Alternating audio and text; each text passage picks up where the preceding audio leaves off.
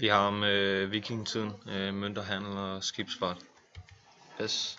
Vi starter bare ud med mønter. Betalingen foregik nu i voksende omfang med sølv, og ud fra vægten kunne man vide, hvad værdien var. Efter år 970 var tilstrømningen af sølvmønter fra Arabien, som skete via veje i Rusland, stoppet, og så måtte vikingerne finde nye måder at skaffe penge på. Og det her skete så i Vesteuropa. På Bornholm der har man fundet en stor og betydelig møntskat, hvor det drejer sig om 152 arabiske sølvmønter, som stammer tilbage fra vikingetiden, cirka år 854. Skatten det er det største fund i Danmark fra den her vikingetid,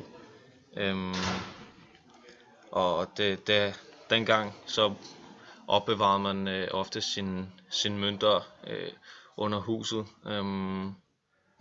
som var en slags bankboks, kan man sige. Og de fleste af de her mønter,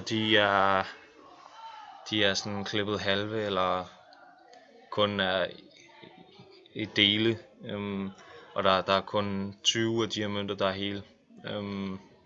Og det var netop fordi, at man brugte sølvmønterne, man betalte efter vægt. Så hvis det var, man manglede noget, så klippede man de her mønter i stykker. Og mønterne, de vejer i gennemsnit 3 gram, og er ikke så store. Og i alt så vejer de her mønter cirka 250 gram. Men i vikingetiden så har det her været en stor formue.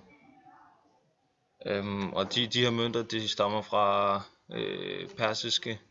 det persiske og arabiske rige. Så de stammer altså fra Mellemøsten.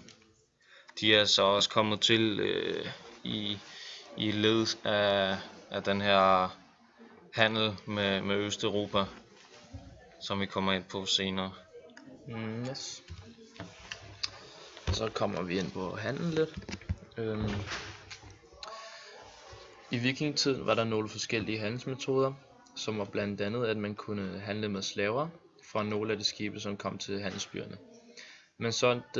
Man solgte sobel, egern og andre dyreskind, og de svenske vikinger købte sølv og silketæpper i Østen, og dem bragte de så hjem til hjemlandet, hvor markedet det voksede.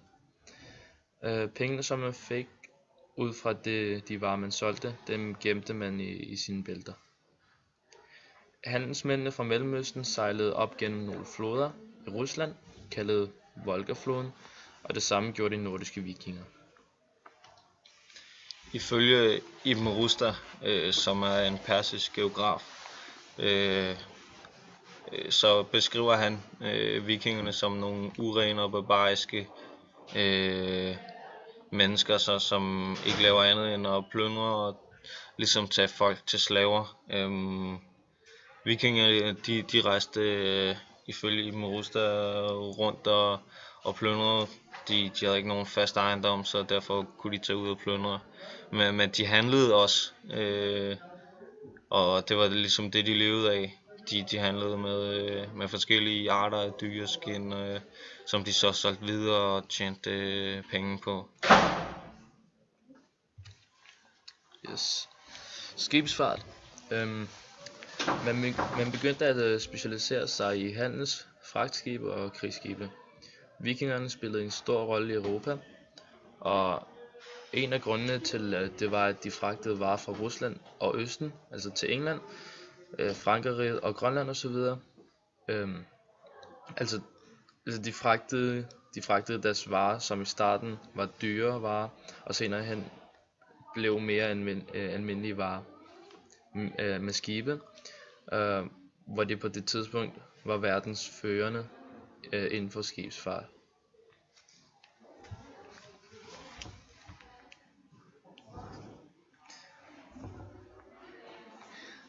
Udviklingen af bygningen af skibe var også af stor betydning for hvilke varer man kunne begynde at fragte. Man begyndte at bygge store skibe, så man kunne fragte flere og større ting, end man ellers før havde kunnet. Det gjorde, at man i vikingetiden kunne transportere og handle med større og tungere ting, end man tidligere havde været i stand til.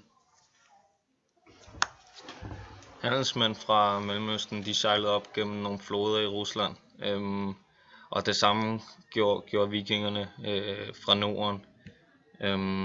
De sejlede op gennem både havene, men også floderne.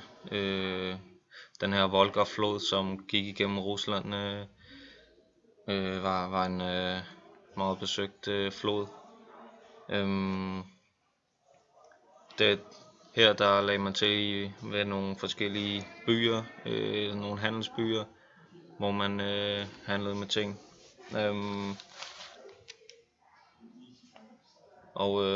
Ja. Det var det.